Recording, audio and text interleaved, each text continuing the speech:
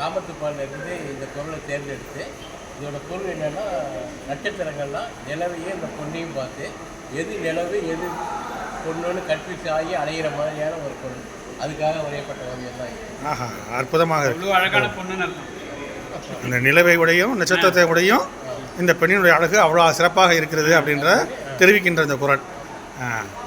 அந்த குறள் வந்து மதியும் மடந்தை முகனும் அறியா பதியின் கலங்கிய மீன். அதற்கு கலைஞரையா எழுதிய உரை வந்து மங்கையின் முகத்திற்கும் நிலவுக்கும் வேறுபாடு தெரியாமல் விண்மீன்கள் மயங்கி தவிக்கின்றன என்பதாக அந்த கருத்தை சொல்கிறார். ஐயா, உங்களுடைய பெயர்? ஜெயப்பிரகாஷ். ஜெயப்பிரகாஷனுடைய இந்த ஓவியம் மிகச்சிறந்ததாக இருக்கிறது. ஐயா வணக்கம், உங்கள் பேருங்க ஐயா? ஜெயப்பிரகாஷ். நீங்கள் என்ன ஐயா இந்த படம் வரைஞ்சிக்கிறீங்க? எந்த படம் வரைஞ்சிருக்கீங்க? இது வந்து இது காமத்துப்பாலிலேருந்து எடுத்துருக்கேன். ஓ, இந்த படம் நீங்கள் வரைஞ்சிருக்கீங்க? சரிங்கய்யா. அக்ரிலிக் கேன்வாஸில் அக்ரிலிக்கில் பண்ணியிருக்கேன். ஓ, இது வந்து எந்த இது அர்த்தத்தில் இந்த குறளை தேர்ந்தெடுத்து நீங்கள் இப்படி பண்ணீங்க அப்படின்னு? இது வந்து குறள் கீழே வந்து கடல் கொள்ளாத அளவுக்கு காதல் நோய் உருவாக காரணமாக இருந்த என்னுடைய கண்கள் வந்து இப்போ தூங்க முடியாம துன்பத்துல வாடுது அப்படிங்கிறத இந்த குறள் இந்த ஓவியம் வந்து சொல்லுது. ஆமா, ரொம்ப மகிழ்ச்சிங்க. அதுக்காக வரையப்பட்ட ஓவியம் தான். ரொம்ப சிறப்பாக இருக்குங்க. நன்றி நன்றி. அந்த குறள் அந்த குறள் படலாற்றா பைதல் உழக்கும் கடலாற்றா காமநோய் செய்த என் கண்கள். இதற்கு கலைஞரின் முறையாக கடல் கொள்ளாத அளவுக்கு காதல் நோய் உருவாக காரணமாக இருந்த என் கண்கள் இப்போது தூங்க முடியாமல் துன்பத்தால் வாடுகின்றன என்பதை மிக அழகாக தனது ஓவியத்தால் வரைந்திருக்கின்றார் ஜெயப்பிரகாஷ் என்னும் இந்த ஓவியர். கண்டு ரசிப்பவர் வாழ்த்துக்கள். நந்தன் ஐயா. அனைவருக்கும் வணக்கம். எனது பெயர் வந்து ரேணு பாரதி, ரேணு பாரதி. நான் வந்து ஓவியாசிரியர். இந்த திருக்குறள் மிக ஒரு அற்புதமான அந்த திருக்குறளில் இனிய உளவாக இன்னாது கூறல் கனி இருப்ப காய் கவர்ந்தற்று. இது எல்லா பேருந்துகள்லையும் இந்த திருக்குறள் கண்டிப்பாக இருக்கும்.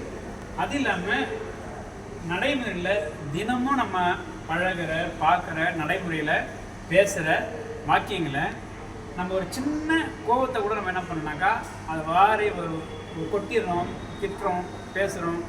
அது இல்லாமல் எல்லா வார்த்தைகளுமே மகிழ்ச்சியாக, கோபத்தை கூட நம்ம வந்து அகண்டு அர்த்தம் இல்லாமல் பேசுறதுக்கு பதிலாக நல்ல வார்த்தைகளாக சாரிப்பா, சாரியே இப்போ சொல்கிறதில்ல, மன்னிச்சிடுங்கன்னு சொல்கிறதில்ல, நன்றியாக சொல்கிறதில்ல, வெல்கம் வருக அப்படின்றது சொல்கிறதில்ல, அதெல்லாம் சொல்லி ஒரு கோபமோ நிறைவோ எதுவாக இருந்தாலும் நம்ம நல்ல முறையாக பேசி பண்ணாக்கா நமக்கு வாழ்க்கையில் எந்த தீங்கும் இல்லை அப்படின்றது தான் இனிய உளவாக. இன்னும் அதாவது வீட்டில் அவ்வளோ பழம் இருக்கும்போது நீ காயை ஏன்பா சாப்பிட்ற, அது மாதிரி தான்.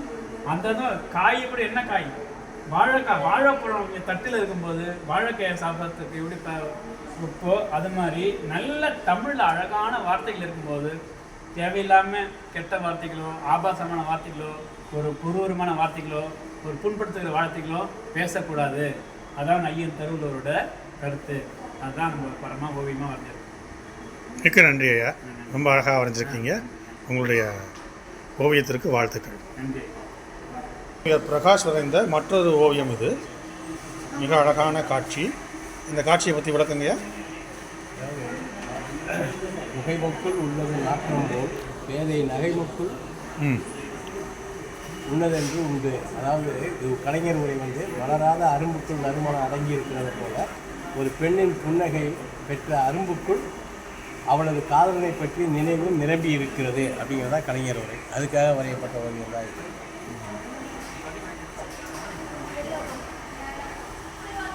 முகைமுக்குள் உள்ளது நாற்றம் போல் பேதை நகைமுக்குள் உள்ளது ஒன்று உண்டு. அதற்கு கலைஞரின் உரையாக மலராத அரும்புக்குள் நறுமணம் அடங்கியிருப்பது போலத்தான் ஒரு பெண்ணின் புன்னகை என்ற அரும்புக்குள் அவளது காதலனை பற்றிய நினைவும் நிரம்பியிருக்கிறது.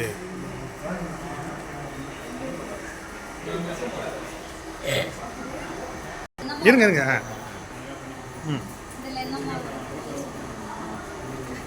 இது வந்து 123வது அதிகாரம். பொழுது கண்டு இறங்க. மாலை பொழுதானாலே காதலர்கள் அது ஒரு துன்பமான பொழுது காதலனும் கணவரும் கூட இல்லாத போது அந்த மாலை அவங்களுக்கு துன்பம் பயப்படாது. அதை ஒரு 10 குறளுமே அதை தான் உணர்த்தும். அது குறித்து எழுதினது தான். பொருள் மாலை அளவே உள்ளி மருள் மாலை மாயும் என் மாயா உயிர். என்ன சொல்கிறாரு பாருங்க, பொருள் ஈட்டுவதற்காக பொருள் சம்பாதிப்பதற்காக காதலன் வெளியில் அந்த காலத்துலலாம் போவாங்க. பொருள் ஈட்டுவதற்கோ இல்லை இணைவை பயிர்கள்னு சொல்லுவாங்க. பூவருக்காகவோ பொருள் ஈட்டவோ அயல்நாடு அவங்க அயலகம் போகும்போது இவளுடைய காதலரும் போயிருக்காங்க.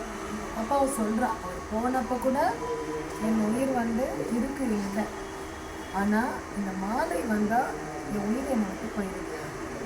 இந்த மாலை எனக்கு ரொம்ப துன்பத்தை கொடுக்குது. மாலைனாலே காதலன் காதலி இணையிறது, தலைவன் தலைவியுடன் ஒன்றா இருக்கிறது, இதுதான் இல்லையா? அதனால அந்த பொழுது போனாலே அவளுக்கு அது ரொம்ப துன்பமாக இருக்குது. இந்த மாலை பொழுது ஒரு புல்லாக இசை கேட்டால் துன்பமாக இருக்குது, ஒரு மொட்டு மலர்ந்த போது அவளுக்கு துன்பமாக இருக்குது. இந்த நிலவு வரும்போது, இரவு வருது, நிலவு வந்த உடனே அவளுக்கு நம்ம தலைவன் நம்மளோட இல்லையே, உன் பொருள் கொஞ்சம் பொருள் இல்லாட்டி என்ன அப்படிலாம் நினைக்கிறாங்க. பொருள் வேணும் அது நினைக்கிறான். பொருள் இல்லாட்டி என்ன, நம்ம தலைவன் நம்மளோட எல்லாம் போதும் அப்படின்னு அவன் நினைக்கிறான். அந்த 10 குறளுக்கான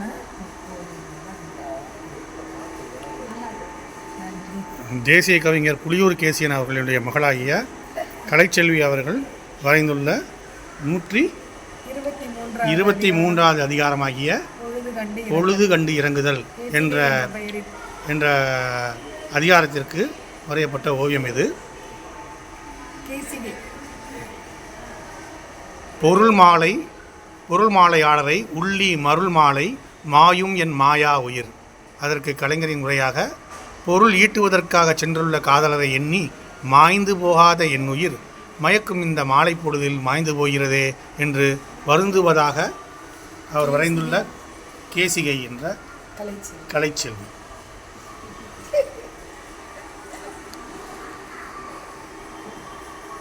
அது ஓவியங்கள் இளம் வயதில் வரைந்து பழக்கம்.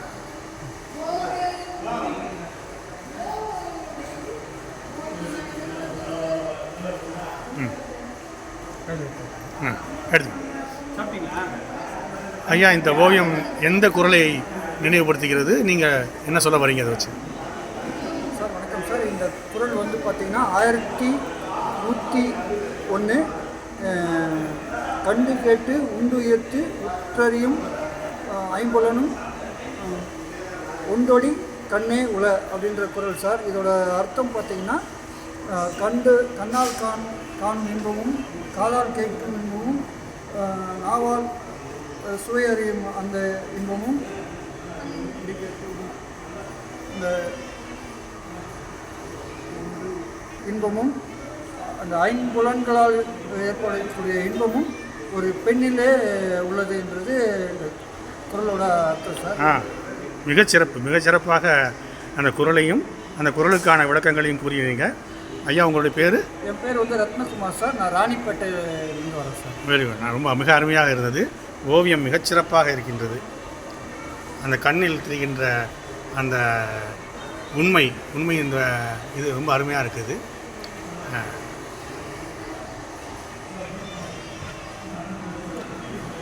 கண்டு கேட்டு உண்டு உயிர்த்து உற்றறியும் ஐம்புலனும் ஒன்றொடி கண்ணே உல என்பது இந்த குறள்.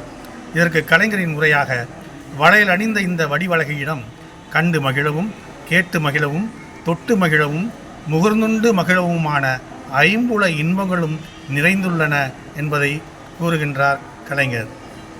அதற்கேற்றவாறு மிக அருமையாக இந்த ஓவியத்தை வரைந்திருக்கின்றார். ஐயா, உங்கள் பேர்? ரத்னகுமார் என்னும் ராணிப்பேட்டையை சேர்ந்த இந்த ஓவியர். மிக அருமை ஐயா. ஓவியர் திவ்யா அவர்கள் வரைந்துள்ள இந்த ஓவியம் நட்பின் சிறப்பை கூறுகின்ற ஒரு ஓவியம், திருக்குறள்.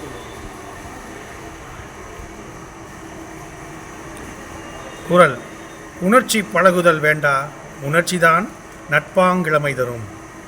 கலைஞரின் உரையாக, இருவருக்கிடையே நட்புரிமை தொடர்வதற்கு ஏற்கனவே தொடர்பும் பழக்கமும் வேண்டும் என்பது இல்லை.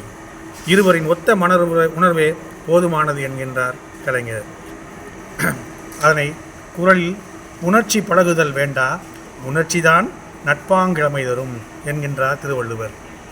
அதற்கு இணையாக அருமையான ஒரு ஓவியத்தை வரைந்திருக்கின்றார் திவ்யா என்ற இந்த ஓவியர்.